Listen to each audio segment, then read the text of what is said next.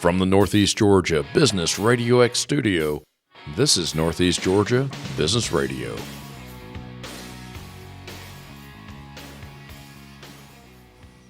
Welcome back, folks, to a special edition of Northeast Georgia Business Radio. I'm your host, Tom Sheldon, and we're coming to you live from the beautiful Empower College and Career Center of Jackson County. And I have a special guest with me. I have with me the Superintendent of Jackson County Schools, Dr. Philip Brown. Dr. Brown, welcome back to the studio, sir. Thank you, Tom. Thanks for having me today. You doing all right? I'm doing great. I bet you're busy. Fun times. Fun times? Yes. Hey, he is smiling when he said that. Yes. I mean, the school business is an ever-changing business. Excited. We have a beautiful day today. We had a little bit of winter weather last week. Glad to see that behind us and glad to proceed with the week. Man, I'm done with the winter weather. Yeah, one snow day is enough for me. Funny story about that. Earlier this year, I have a 13-year-old, a 12-year-old, a 9-year-old, and a 3-year-old. 3-year-old doesn't go to school yet, but the other three do, and they're with us at our Jackson County schools. So my 9-year-old is having a conversation with me about snow days. And he said, Dad, it was right before some weather was expected to come in, and he said, I've heard that they're going to cancel school. And I said, oh, okay. Tell me about that. And he's like, well, some kids at school just said, they've been looking at the weather and they're going to cancel school. They're forecasting. Yeah, they're forecasting. Lovely. I love it. And I said, buddy, hey, just a quick question. Who is they? And he's like, I don't know, but somebody or some group makes the decision to cancel school or not have school. And so I had to help him understand that they was his dad. His dad would be the one trying to figure that out and look at the forecast and stay up all night. And, some of those nights you get 2 and 3 hours of sleep just looking at it. We had one last week. The forecast changed on us overnight. And so I had to pivot and make a different decision. But glad to be at work this week. I've always wondered, it basically does come down to the superintendent, that final decision. It does. You have a lot of input from emergency management. We talk to our local sheriff's office. Right. The road deputies do a great job of providing us with information. And I also get out and drive. Do you really? Yeah. You got to get out and see the roads. And being here almost 3 years now, I have a pretty good idea of what roads to be concerned about. Where it's going to be. And where you have tree coverage of the road and that ice can't get melted. So it's just flat out cold. Does that ever play because kids out in the morning, does that ever play into it? It doesn't. I mean, we're definitely watching temps, but as far as to go or not go, cold hasn't been one of those. Hasn't been one of those considerations. I know. I don't want to stand out there. Anything below 50 degrees, I'm good. Yeah, I'll stay inside. Yeah, technology's changed though. We have a Here Comes the Bus app now, and it tells That's kids. Right. I forgot about that. It tells kids and parents when the bus is coming and gives them a heads up. So that helps. So you are the superintendent. Is this the fastest growing district in the state of Georgia? Is it in the nation? If not, it ranks up there. Yeah, it has to. From a percentage standpoint, sure. Over the last few years, we've definitely been the fastest growing school district in the state of Georgia. Yeah. There's really not anywhere you can find data on the nation. I've definitely looked for it. Haven't found that, but on a percentage standpoint, I mean, if you look going back from 2019 to now, our district's grown over 40%. Haven't seen another district in the state, based on the numbers we've had, that's over 20. Right. We're averaging over the last 4 years 662 additional students per year. When you look at that number and you think about that's more kids than we have at some of our schools. Right. I mean, we have, 550 at East Jackson Middle School. That's more, 662 kids, additional kids each year. That's a whole it's school. more than Maysville Elementary. It's more than East Jackson Elementary School. So what we've tried to tell our faculty is, and when we speak to them is, we're growing as many students as you have in your entire school every single year. Is that a school? That's a new school every year? I know couple years you've had a new school come on. High schools are going to be different. Yeah. And they're going to be a larger population. But the last 2 years, we've opened 2 schools. We opened Legacy Knoll Middle School a couple years ago. Excited to have that school on Skelton Road. And then we finished Heroes Elementary School on Highway 332 last year, and it opened up this August. And excited to have those 2 new schools. It's definitely helped us out with overcrowding at some of our west side middle school and elementary schools. Now, I've toured these schools when they opened. They're gorgeous. I'm called what is. Very seldom do you say a beautiful school, but they really are. They're almost works of art. When you look at building schools, you want to be a good steward of taxpayer dollars. That's true too, yeah. And at the same time, you also want to build something that is going to last and you're going to be there for 50 years. Right. And also something that community can be proud of. Exactly. These schools belong to the community. Right. And so we want them to be places that our kids feel safe, they feel comfortable, people want to go to work there. It's important. That is so important. So Now, future projects, I know, hey, you're growing. It's not slowing down. Jackson County is one of the fastest growing areas in the nation. Do some forecasting for me, my friend. I bet you forecast as much as anybody in the state of Georgia right now. I'm serious. You've got to try to stay ahead of it. And it's ever changing. It is. We pay very close attention to minutes from our county commission, from our city councils. We have conversations with those individuals, if not daily, weekly, to talk about some of the decisions that they have to make in the future. At the same time, what's already happening on the ground, we have to pay really close attention to. And you mean that by Driving around. I mean, physically? Physically driving around, looking at homes, looking at neighborhoods, looking at how fast those neighborhoods are being built, looking at how fast those houses are selling. And we appreciate our county's GIS department. Joel Logan and those folks over there do a tremendous job of helping us and just trying to plan what does the next 5, 10, 15 years look like for Jackson County, and how can we put the school district strategically in the most successful place. And that's kind of what we're thinking about on a daily. Literally, physically, where you're going to put the buildings, the schools. Yeah, I mean, you build schools where the people are. True. So right now we see, last year, I think Jackson County was right at close to 2,000 new building home permits. Mm-hmm. And so we pay attention to that number, but we also pay attention to where that's at inside of our county. Right. So the Houston area right now is the place where we're seeing the most dense residential boom. We pay close attention to that. I imagine you do. Now, these projects, the permitting, they're planned for years in advance sometimes. Yeah. You've got to take that into account. Some of these neighborhoods are definitely planned and were approved years ago. Right. And now they're just coming online with developers and home builders cutting roads. And they can take another few years to be completed. They can. You get a lot on your plate, sir. No, it's a I know you've got a great staff, right? A supporting we have cast. Tremendous people working inside of our organization. And I think it starts with our Board of Education. Those 5 committed individuals care about our community, they care about our students, and they care about our staff. And so together with me, they make our governance team. We're really proud of the work that we do, and we look for ways to get better each and every day. So are we going to get some more new schools? We do have some plans for additional schools. We've unveiled those plans. We purchased a parcel of land last year on on the corner of Highway 332 and Boone Road. Okay, yeah. I know where that is. On the western part of our county. We worked with our county commissioners, and they agreed to purchase part of that land to build Parks and Rec facilities in the future. It's a site where we thought from the beginning that we could build 3 schools if we needed them. 3? Wow. We really paid attention to and continue to pay attention to student enrollment. We opened Heroes, and we were expecting and trying to forecast, and that number of student enrollment we were projecting 850. I think they're about to hit their 1,000th student. If they didn't hit it this week, they'll hit it next week. Wow, in like a year. In a year.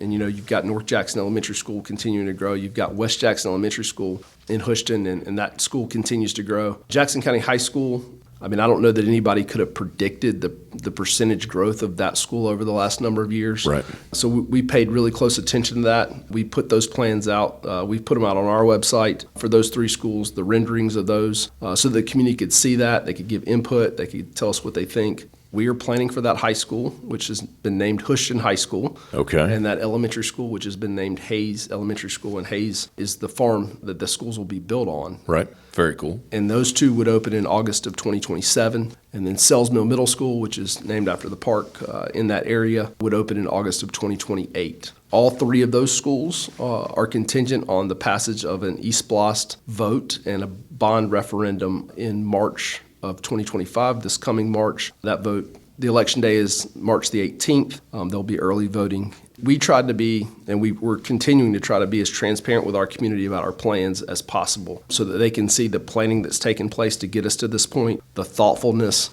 And we've worked really, really hard on those. We appreciate our work of our architect, Southern A&E, who's partnered with us to make sure that we build the most efficient and beautiful schools that we can possibly build for the money.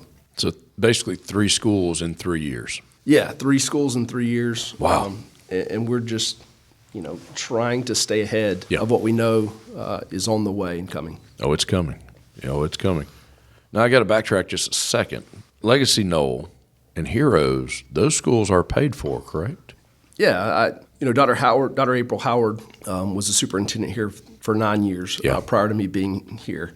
And she did a tremendous job with the board. When she took over, it was tough economic times. Did a great job of getting us to the point of being able to build those schools. We used our eSPLOST money that we get every month, along with capital outlay. The state gives you a dollar amount to be able to build schools based on your growth and your need. Right. And so you combine those two. We were able to pay Legacy off, Knoll off as soon as it was built, and we were able to pay Heroes Elementary School off as soon as it was built. We also have 3 other schools that pay off in March of 25. So we have Within weeks. Within weeks. So we have Gum Springs Elementary School, we have East Jackson High School, and we have South Jackson Elementary School, which was Kingsbridge Middle when it opened. And so those 3 schools go off the books in March of 25. So within a 2-year span, this community will have paid off 5 schools, which is tremendous. That has to make, and I know it makes this one, every taxpayer smile. And honestly, thank you. Well, but you're good stewards of our money. Yeah. And we appreciate that. It's and our staff laughs because they know how economical I try to be. I won't even put, I went to get tires a few years ago. The guy said I can put 4 new tires on the car, but they're not all going to be the same brand. He goes, most people want the same brand of tire on their car. And I said, look, sir, it's a car. It gets me from one place to another. A to B. And if 4 tires, not of the same brand, will work, I will be happy to do that. So I'm actually doing a research experiment on my car. Nice. To see if it's Michelin or Bridgestone or Goodyear, which is the best tire. And I'll let you know in the end. As long as they hold air. As long as they hold air. They're good. But seriously, that should not be just dismissed or overlooked. The job you're doing and the school board, everyone associated with this, good stewards of the money. And that is truly appreciated. Yeah, at a time when you're growing exponentially in student population, you're becoming more and more diverse with people moving in from out of state, people moving in from out of the country. While those 2 things are happening at the same time, we are also continuing to see our student achievement and our success of our students. And that's ultimately what we're here for. That's we want our kids to be successful. We want to open doors. One of the things I'm really proud of right now is we've started construction on a new automotive lab.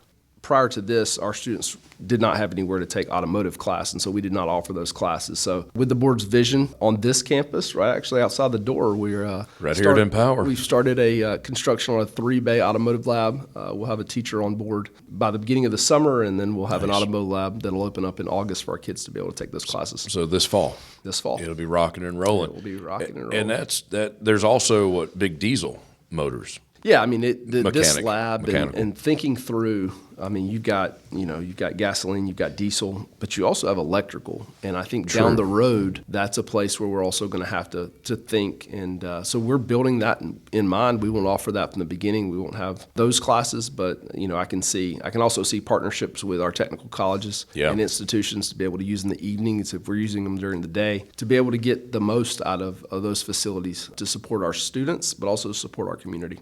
Yeah, grow the community, build the community. There's a shortage of diesel mechanics across the country. Yeah, and I-85 runs to the heart of our community. It's a big part of our community. And agriculture is still king. A lot of that farm equipment, boom, diesel motor. People don't think about that. You think of a dump truck or a semi, but the mechanics just aren't there right now. So it is so awesome that you and the others saw that foresight or had that foresight to bring it to Empower. Yeah, I just know that I don't know anything about cars, and so I want to make sure that we have people out there that do. Well, yeah, they're a little more than a science experiment with tires. They're a little more, but they break. They do. The good ones, the bad ones, eventually they're going to break. All right, man, you ready to talk about it? Let's do it. Let's do it. We got a vote coming up in March of this year, just honestly a few weeks from now, and eSPLOST is on the ballot.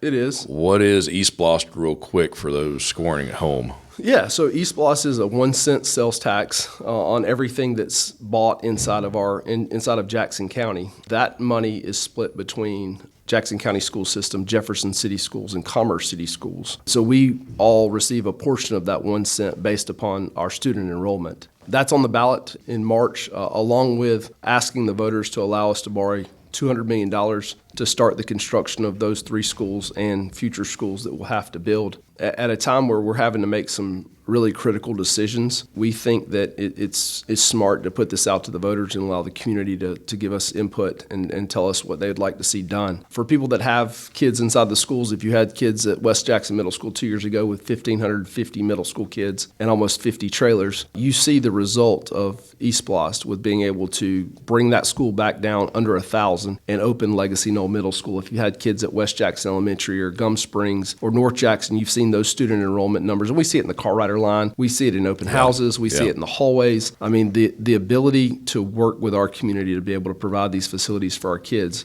At the same time, we see those things happening and the exponential student growth on the west side. We also see building construction needs, improvements, renovations at schools like East Jackson Middle School. That school, we started a renovation of that school over the Christmas break, and we'll continue that through this summer. East Jackson Elementary School is busting the seams. It already has a couple of mobile classrooms out back, and we need to add a wing to that school. And so we're just putting this out to the community to allow them to vote on it. We think we've tried to be as transparent as we could with the community about our plans, about our thoughts. They see the growth just like we do. You know, you drive down 124, 332, you see the neighborhoods popping up, and you see the density of the number of houses that are being built in those neighborhoods. Legally speaking, I'm not allowed to advocate one way or another. Our message has been to our community is here's our plans. We ask that you go out and vote and let your voice be heard. But now this vote continues a current tax. It's not adding yet another anything to the taxes you pay. It's already there. You're renewing it. It's an East Blost renewal. We've been paying it. Yes. Nothing really changes. Yes. Now, on the bond referendum end, currently we have a 2.6 mil bond millage rate. We expect that to continue with the 3 schools that I mentioned earlier that'll be paid off. We expect that 2.6 mil to continue as we build these new schools. But now, if I'm off base, stop me, please. But keeping the East Blost in place will keep that millage rate low. It will. Or at least help keep it low. On average, we average about $1.2 million a month in East Blost revenue. It's about $14.5 million a year. Right.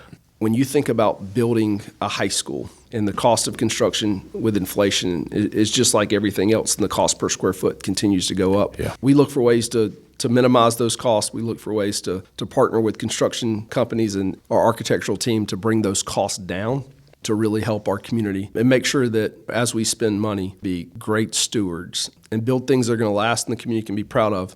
But don't build things that are elaborate or excessive. We want to build things that are functional. Well, it's respectable. It is. And one of the things we've done, I'm not a building expert, just like I'm not a car expert, is that we do have those experts inside of our school district. And so one of the things I think is important about leadership is realizing that you don't know everything, and some things you don't know very much about at all. And so with regard to building, we went to our principals, we went to our teachers, we went to our media specialists, our family and consumer science, our band teachers, our course teachers, and we've used their input to help guide us to try to build the perfect schools. Right. You get one shot at it, and you want to work really hard to make sure that their voice is heard. And can we do everything that they ask us to do? No. But within reason, we work hard to try to build the facility that they think would be best for our students. Well, you're checking off as many boxes as you can. Yep. You're not going to check them all off. That's life. Yep. I mean, that's just the way it works. You mentioned we have a massive interstate running through the county. All those diesel trucks, I know we've got large warehouses around here, hubs. The word Amazon is second nature around here. All those trucks fuel up here in Jackson County, and that pays that East Blost. It does. So, individuals inside of our community pay it, but, a significant portion of that money comes from outside of our county. We sell a lot of fuel in Jackson County. And other communities around us have an East Blost in place. And they're benefiting from it. They are benefiting from it, and their kids are benefiting from it. Absolutely. So. Without strong schools, without strong education programs, communities are going to flounder. Yeah, I've seen it. I've lived in those situations. I think public schools are the backbone of our communities. Absolutely, they are. So people are making a decision. I hear it every day. People are making a decision to uproot their family and move to Jackson County because of our schools. Yeah. And that's a point of pride. I know there's a lot of people out there that do not want to continue to see the growth inside the community, and I understand that from a traffic standpoint, from an infrastructure standpoint. At the same time, as a school district, we don't bear any of that responsibility. All we can do is do the best job we can with the kids that we have to give them the best opportunities to be successful. Man, you're doing it. In my book, you're doing it. If you're not, don't tell me. Don't ruin it. No, you guys are doing a great job. I appreciate that. I appreciate the opportunity to come and talk about the great things going on in our school district. Proud of our teachers, proud of our kids. Thankful for our parents to partner with us and give us the opportunities that they do every day. It is humbling, but it's an honor, and it's one that we take pride in, and we work to put our kids in the best position to be successful when they walk across our stage in May one day. We want them to feel a sense of pride about the schools that they attended and a sense of pride about their community, and hopefully stay here and do some great things inside of our community. Now, when's that vote again in March? March the 18th. There'll be early voting starting a couple weeks before. In March, right around the corner. And East Bluffs is a reminder. It's between Jefferson City Schools, Commerce City Schools, and the Jackson County school system. So it's a county-wide election. It is. Or campaign, I guess. How do folks find out more information about it?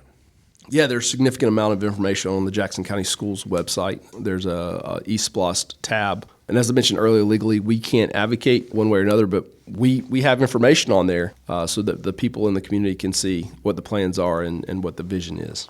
I try to stay vanilla. I try hard not to advocate for anything one way or the other in the position I'm in. But I do know this from experience from being 50-something years old, owning land my whole life. If a county or a state or even a city needs money, and they have to have it, they will raise property taxes. Dr. Brown, don't comment on what I just said, but I know that to be true.